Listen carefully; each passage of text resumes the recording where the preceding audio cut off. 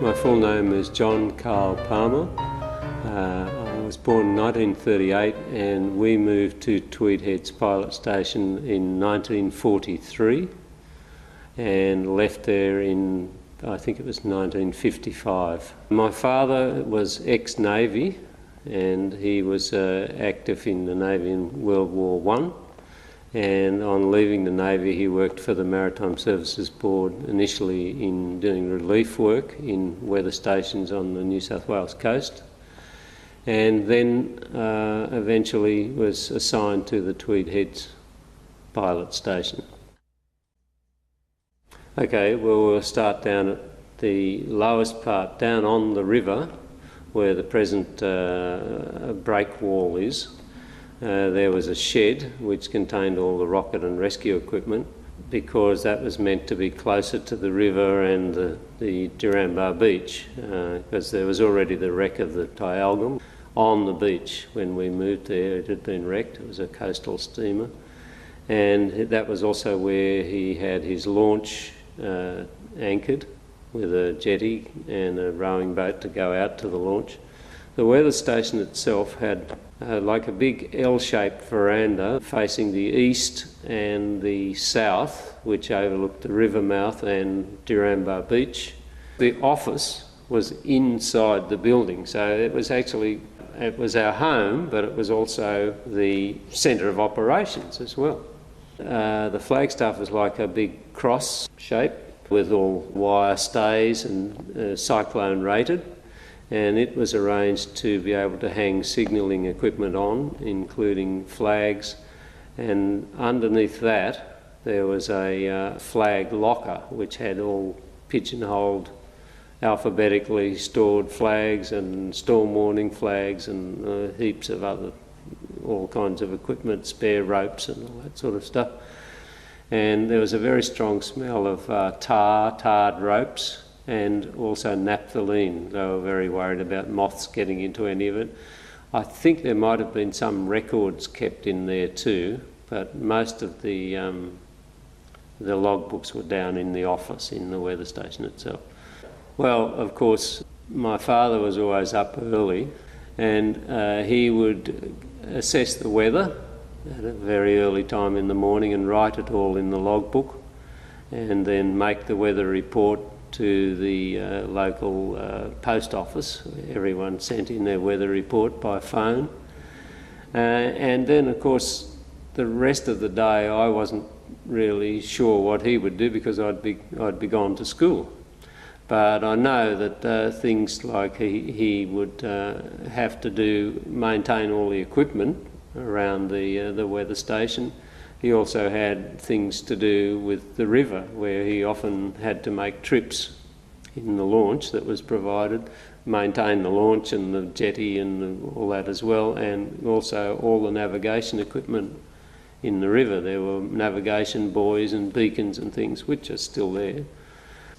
He did all those things. He would also have to field any phone calls from people about the condition of the bar because the trawlers were going in and out in those days and it was much more hazardous for them. Also, he had a kind of an unofficial PR position where visitors would come, and as you said before, every so often there would be an inspection by the people from Sydney, from the head office. They would come and inspect the weather station, so everything needed to be painted and everything in its place and so forth. So he was very conscientious about keeping everything looking spick and span.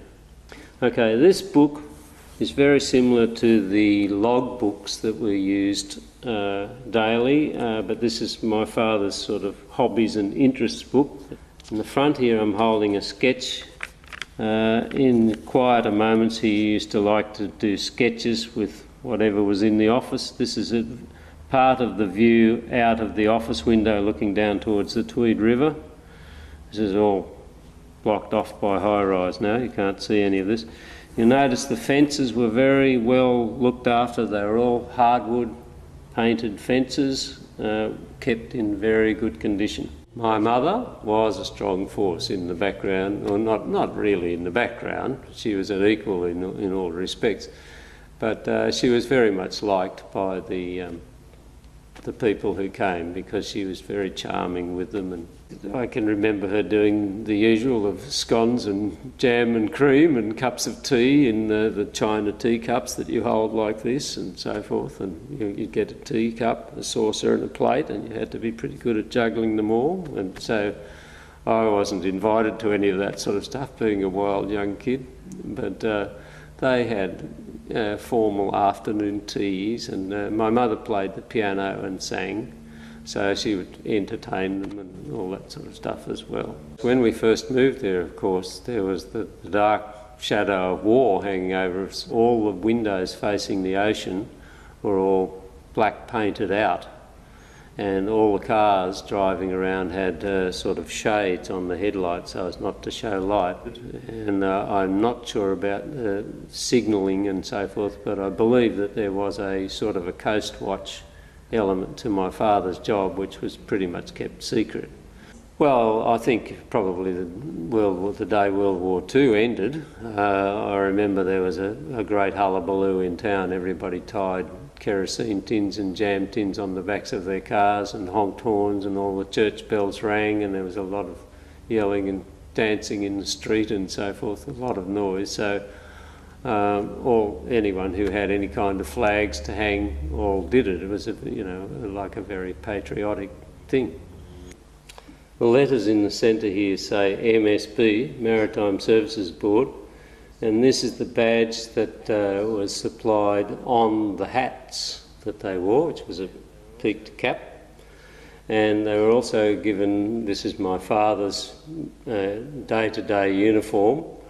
It was sort of navy blue serge, very hot for the Tweed Heads climate, so unless there were some officials there, he would mainly be walking around in a Jackie House singlet and wellies and painting clothes, really, because there was a lot of painting.